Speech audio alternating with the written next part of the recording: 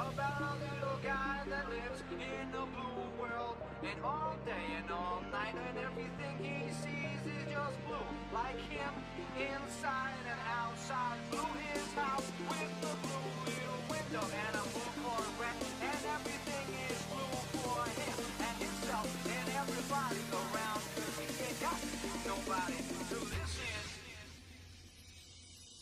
I'm blue,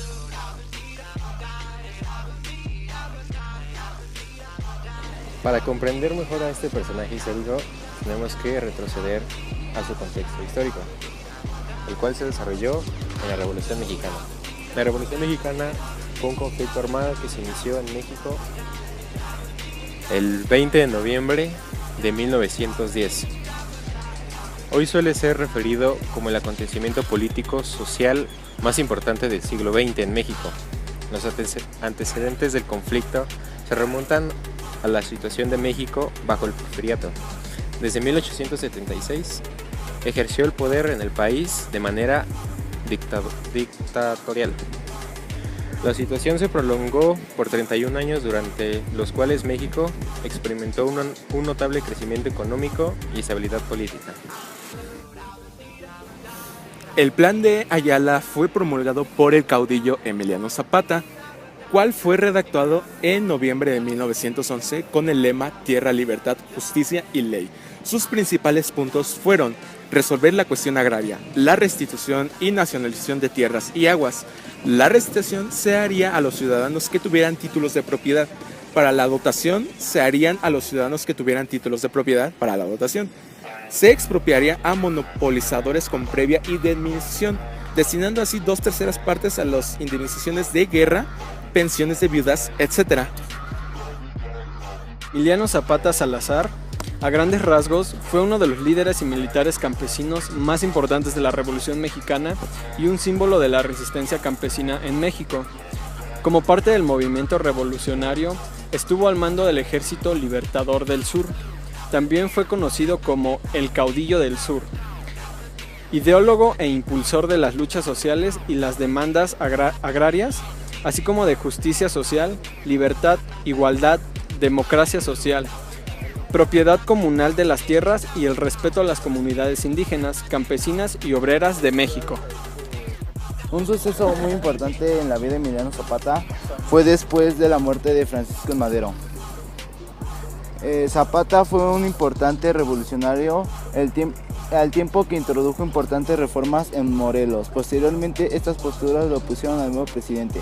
Victoriano Huerta envió una comisión encabezada por el padre Pascual Orozco a pactar la paz con Emiliano Zapata. Esto le facilitaba tener un frente menos de guerra en el país. Zapata, que controlaba ahora con el dominio de Morelos y parte del Estado de México, del Estado del Guerrero, de Puebla y de Tlaxcala, se negó a pactar con aquellos a quienes él llamó asesinos de Madero. Fusiló al emisario de Huerta, envió una carta al general Félix Díaz repudiando al gobierno de Huerta y para mes de mayo de ese mismo año reformó su plan de Ayala, declarando que Victoriano Huerta era indigno de la presidencia del país. A Pascual Orozco se le retiró el cargo de jefe de la revolución y Zapata quedó entonces como único jefe del Ejército Libertador del Sur. En esos primeros meses de 1914 Zapata tomó Jonacatepec y Chilpancingo. Ese mismo año su ejército constaba ya de 27,000 hombres. El gobierno convencionista apoyado por Villa y Zapata cambió su sede a Toluca, lo que aprovecharon los constitucionalistas para ocupar definitivamente la capital. Después de las batallas de Celaya que aniquilaron militarmente a Villa, muchos jefes y generales indecisos se agrupan en torno a Carranza debido al prestigio militar que ocupa Muchos jefes y generales indecisos se agrupan en torno a Carranza debido al prestigio militar que logra Obregón y a que Estados Unidos reconoce de facto el gobierno de Carranza.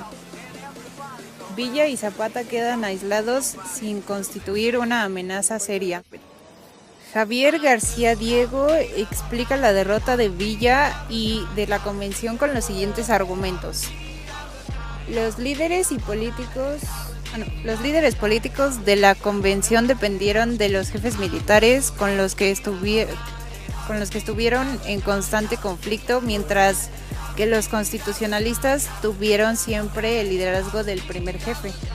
Los grupos sociales que apoyaron a la convención eran muy heterogéneos, grupos norteños, populares y campesinos del centro y del sur, mientras que el constitucionalismo fue un grupo más o menos homogéneo de clases medias y que a partir de 1915 fue capaz de atraer a otros grupos sociales. Ley agraria del 6 de enero de 1915 y el Pacto de Obregón con la Casa del Obrero Mundial.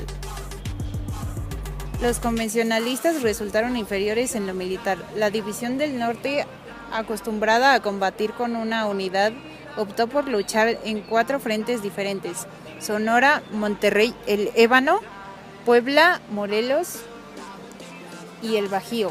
Los zapatistas no fueron capaces de ayudar a Villa. Aunque los convencionalistas controlaron la Ciudad de México durante casi todo el año de 1915, esto constituyó más bien una desventaja, porque la ciudad se vio azorada por violencia, hambrunas, inflación y epidemias.